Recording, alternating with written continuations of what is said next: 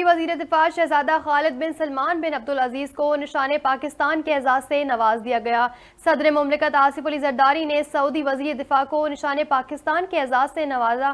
تقریب میں وزیر اعظم شہباز شریف اور وزیر دفاع خواجہ آصف کی شرکت، army chief general Syed Asim Munir اور chairman joint chief of staff committee بھی شریک ہوئے۔ اردو نیوز نیٹ ورک کی جانب سے تمام اہل وطن کو یوم پاکستان مبارک۔ ملک بھر میں یوم پاکستان بھرپور ملی جوش و جذبے سے منایا جا رہا ہے۔ آج کا دن 1940 میں منظور کی گئی تاریخی قرارداد لاہور کو اپنانے کی علامت ہے۔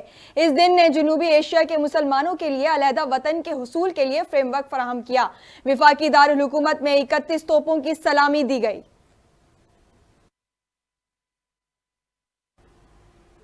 یقین ہے کہ متحد ہو کر تمام رکاوٹوں کو عبور کر لیں گے۔ یوم پاکستان پر صدر آصف علی زرداری کا پیغام، کہا پوری قوم جمہوریت، انصاف اور مساوات کے لیے اپنے عزم کا اعادہ کرے۔ کشمیریوں کو ہر قسم اور اخلاقی اور سفارتی مدد فراہم کرنے کے لیے پرعزم ہے۔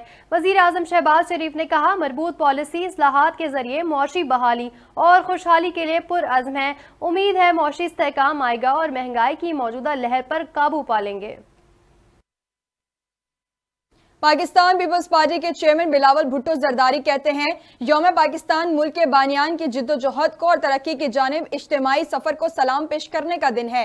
آج کے دن ہر پاکستانی کو ملک کے روشن مستقبل کے لیے تجدید عہد کرنا چاہیے۔ شہید بھٹو اور شہید محترمہ بے نظیر بھٹو نے بے خوف ہو کر عوام کے حقوق کے لیے جد و جہد کی۔ آئیے ہم سب مل کر امید، حوصلے اور عزم کے ساتھ آگے بڑھیں۔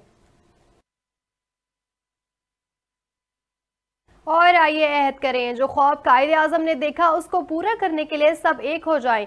سندھ کے سینئر وزیر شرجیل انعام میمن کی مزار قائد پر حاضری کے بعد گورنر سندھ کے ہمراہ میڈیا سے گفتگو۔